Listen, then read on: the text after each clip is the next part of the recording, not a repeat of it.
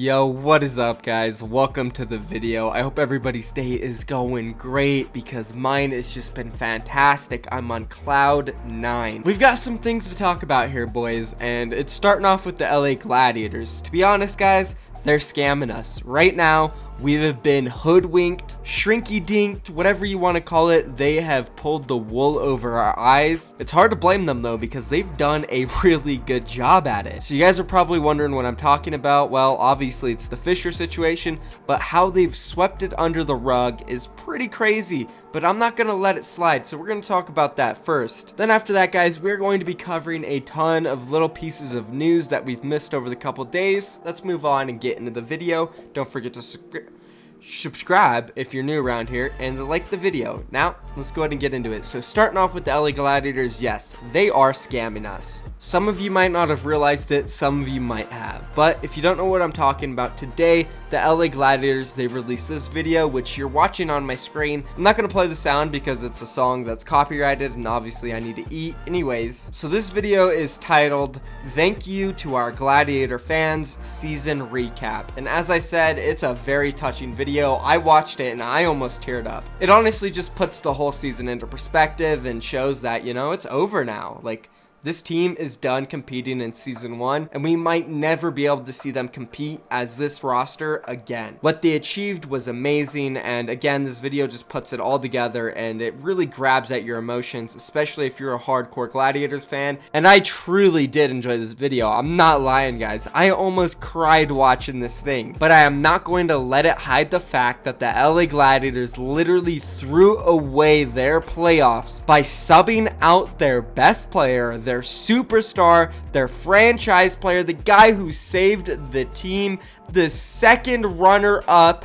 for the MVP race. Would you like me to keep going on? Because I seriously can. One of the best main tanks in the world. Matter of fact, the best main tank in the world. The best Winston. And so much more. This guy was the team. And they subbed him out for a guy that had only played one game with them in the past 4 to 5 months. Who, yes, isn't bad. He's not horrible.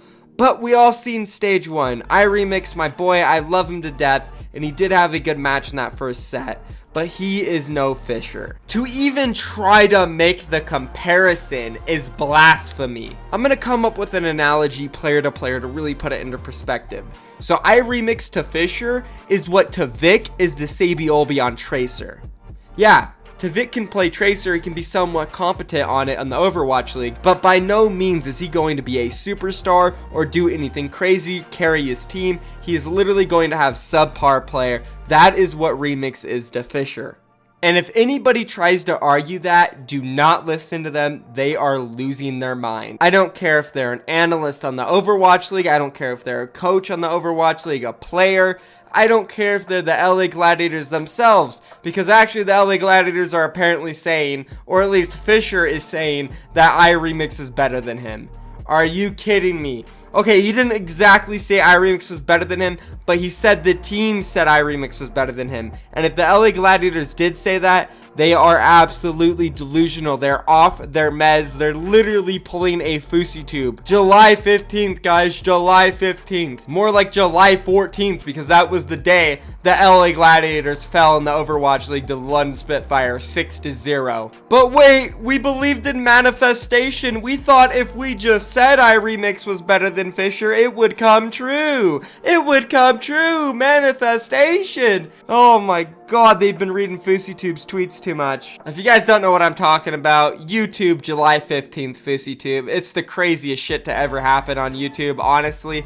Anyways, back to the subject here. The LA Gladiators, they're scamming us, boys. With this video that they put out of the LA Gladiators recap, it's so special, it's so amazing. It really touches your heart and it makes you forget about that disastrous decision that they made, or that Fisher made, or whatever the hell happened, that single-handedly ended the LA Gladiators season and threw everything that they built and worked for over the course of stages 2 to 4, straight down the drain, and they instantly flushed it. And they are literally trying to hide it from us. They're sweeping it under the rug, hoping that nobody digs and finds out what happened. Well, you know what, guys? I'm calling them out on their bullcrap. I'm sick of it. I want to know what happened. I'm done making videos about Fisher and saying he's guilty. I don't care anymore. I just want to know, is he guilty? Is he not? What happened? Are the LA Gladiators coaching staff absolutely insane?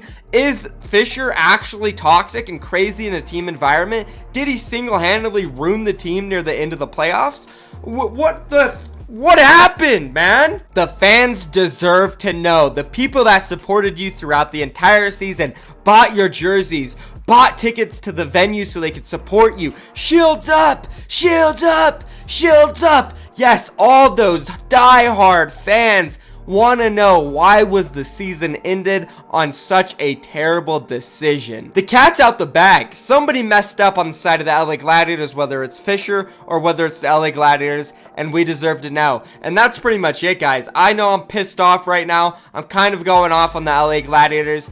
I don't know what to say, you know. I went off on freaking Fisher already, and I kind of feel bad for the guy at this point, even if he did mess up. Like, just tell everybody that he messed up, because the longer this goes on, the worse it gets for him, and the more people want to find out, and the more they blame him, the more they attack him. And I mean, yeah, maybe if he did screw up the season by being completely toxic and not wanting to work with the team, sure, he does deserve some blame and some hate, but Jesus, just let us know already. And the longer it goes on, it makes me start to think that the LA Gladiators might be at fault for this, and it really wasn't Fisher's fault. Maybe it was just a little bit toxic, not that bad. I don't know. I just don't understand why players aren't coming out to defend Fisher then. Maybe they're scared of the LA Gladiators or under contract or something. It's a big mess, dude. The longer this goes on, the more I get confused, and the logic just doesn't make sense anymore, and we need to know the truth. And I don't care that the LA Gladiators put out an amazing video that really touched my heart and almost made me cry. I don't care, because I care more about how they threw their season away and spit in my face by not telling me why they made such a crazy, horrible decision last second. And I mean last second. Literally, they told us 2 hours before the match. Okay, yeah, way to treat your fans. Oh, and I forgot. Get this, guys. It wasn't even them who told us. It was freaking Slasher who leaked it. Yeah, good one, guys. Good one. Jesus, man. I can't talk about this anymore. If I continue to do so, I'll go on for 20 more minutes, which obviously would be great. I would eat a ton, but you guys probably don't want to hear me ramble on for 20 minutes flaming the LA Glad. Well, actually, some of you guys might want to hear that. Let me know down below in the comments if you guys would like to hear that.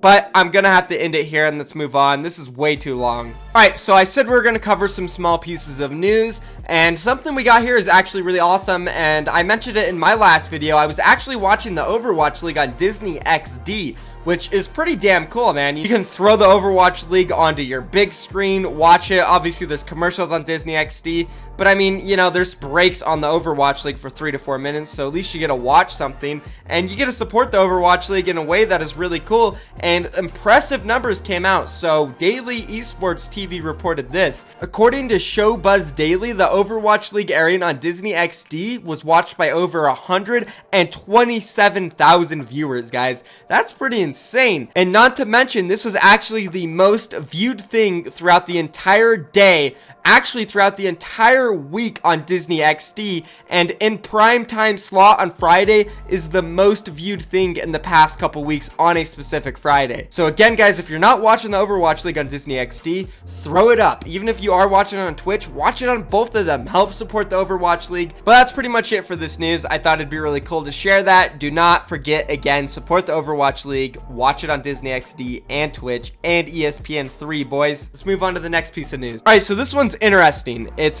Contenders Finals are coming to the Overwatch World Cup. And at first, I thought this sounded really cool. So Overwatch North America Contenders was going to happen at the Overwatch World Cup group stage in America, and then the Pacific Contenders was going to happen in Thailand, and the European Contenders was going to happen in Paris, France, which is really cool, right? You get to watch Contenders LAN Finals and Overwatch World Cup at the same time. That's sweet. But then you dig more into it, and it's actually quite ridiculous. Somebody commented down below and said this: "This is just all flat out awful. Half the number of teams are going to LAN, Plus, players are supposed to prep for playing for Contenders Finals and playing for their country on the same day. And what happens if, for instance, Angry Titans gets to the EU Finals? Is Lude supposed to be in Thailand at the group stage for Sweden, then have only 1 week to get to France and compete in the final? This is utterly idiotic. So after I read this, I did a little bit more research to see what this guy was talking about, and apparently they're cutting the teams in half for the LAN at Overwatch Contenders Finals. It's not going to be 4 anymore, it's only going to be 2. That's disgusting. What is Overwatch and Blizzard doing, man? You're killing your tier 2 scene. I'll tell you guys right now, I would not want to be a tier 2 player in the scene, because looking at their salaries, it's not that great, and then looking at the opportunities they get to compete in events and try to make money, there's like none, dude. It's insane. It's so bad. And this leads me to a tweet that Slasher made after the Realm Royale 100k tournament today, saying this: longtime Overwatch semi-pros and streamers have now won more tournaments and made more money playing Fortnite and Realm Royale in weeks than they did playing Overwatch for years. Overwatch tier 2 players can make more money playing in NYXL's $10,000 free-for-all than they can in Contenders. Overwatch continues to decrease in Korean PC bangs playtime. Without a strong amateur scene, the continued rise of Fortnite and Realm Royale, Overwatch and Overwatch League will have problems long term. And this tweet honestly just goes hand in hand with the whole situation where Overwatch Contenders is only going to have 2 teams go to the finals. It's going to be at the Overwatch World Cup, which is really cool, but it's also just insensitive to the players who might be competing in both Contenders playoffs and the World Cup. It seems like Blizzard doesn't give a crap about the Contenders scene, but that's horrible. They need to start giving a crap, because those players are the future of the game. They are the ones who are going to get drafted to the Overwatch League, so you want to make sure they're in the position to be the best players possible. And if these players don't have more incentive to play and compete and practice harder and harder every single day, then their skill is obviously not going to be as good, and therefore the future of the Overwatch League is going to be in jeopardy, because players might not be grinding, they might not be as good, because it is really hard to survive just off of an Overwatch Contender's salary right now. Some of the players are sitting at $1,500 a month. Do you really think $1,500 a month is good enough to survive? It's only $18K a year, guys. That is just terrible. That's below minimum wage, especially if you look at the hours they put in every single day. We're talking literally 10 to 14 hours for these players. They're scrimming, reviewing VODs, practicing, playing solo queue. There's not enough time in the day for them, and they're only earning $1,500 a month. And they have such a small opportunity to make it to a LAN event, and if they do win that LAN event or even place high, they're not getting crap. The prize pool is terrible. It's like $50,000 split amongst 6 freaking players, and that's probably split amongst the analysts, the coaches. We're literally talking these players are only going to be making like $2,000 if they win a Contenders final. Anyways, guys, that is it for the video. If you guys are wondering how I did in the Realm Royale tournament today, I did get 17th place with my duo partner. It was much better of a performance than yesterday. I'm pretty satisfied with like how I individually played. Unfortunately though, my teammate, she hadn't played the game for 3 weeks. And you know, when you don't play for 3 weeks, that's really bad. And especially when like they were playing 3 weeks ago, she wasn't grinding. She only played like a couple games here and there. She was very new, and I think she did play very well for being new and the circumstances of like the players being super good. And I'm really proud of her, and I'm proud of how I played individually. I think if I did have Mo today, we would have placed a lot higher. But for anybody who did support me, I want to say thank you very much for tuning into the stream. The kind words, it means so much to me. And that's going to be it for this video. If you liked it, be sure to drop a like, subscribe to my channel, and that's going to be it. I'll see you guys tomorrow. Peace.